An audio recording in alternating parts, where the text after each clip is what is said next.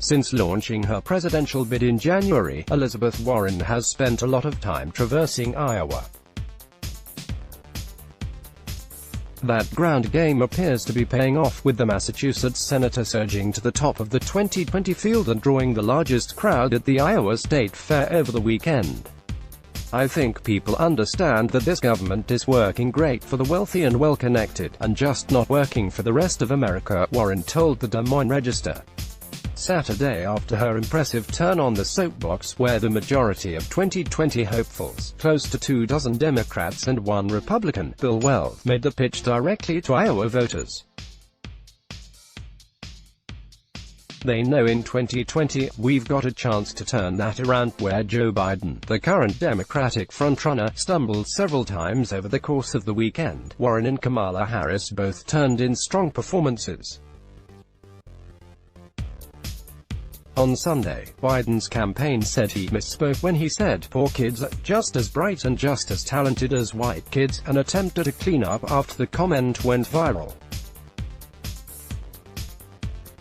On Saturday, the former VP also implied he was in office during the 2018 Parkland shooting, saying that survivors came up to see me when I was vice president. He was not in office at the time. Biden still retains his lead in early polls in the state, including in the fair's unscientific Cast Your Kernel poll, in which fairgoers drop a corn kernel into a mason jar bearing the face of their preferred candidate, but Warren and Harris's footsteps seem to be growing louder behind him. Warren outdrew the former vice president at the soapbox and electrified the thousands who gathered to watch her speak with her calls for a wealth tax. "Is it more important to leave the 2 cents for the bad zillionaires?" she asked on the makeshift stage Saturday. "Or use the 2 cents to invest in all of our kids?" 2 cents, 2 cents, the crowd chanted. Harris, too, drew big at the fair.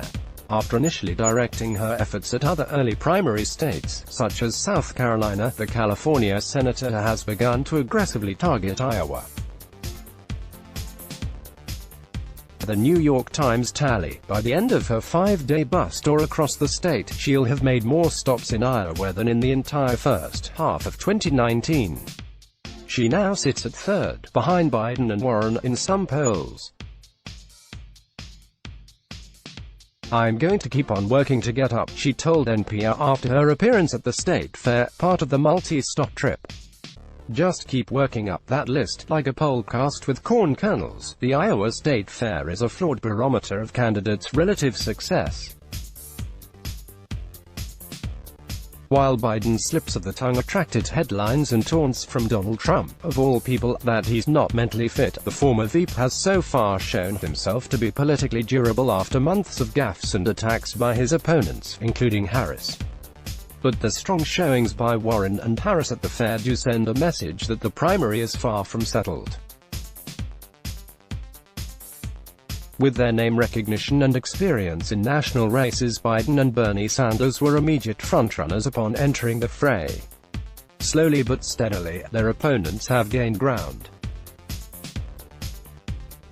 More great stories from Vanity Fair. Why some Republican insiders fear Kamala Harris the most. No one is safe. How Saudi Arabia makes dissidents disappear. What the surfer mom influences of Byron Bay reveal about our world. The horrors of Jeffrey Epstein's private island. Our September cover story. How Kristen Stewart keeps school. Looking for more?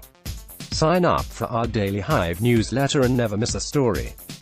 Let's block ads. Why?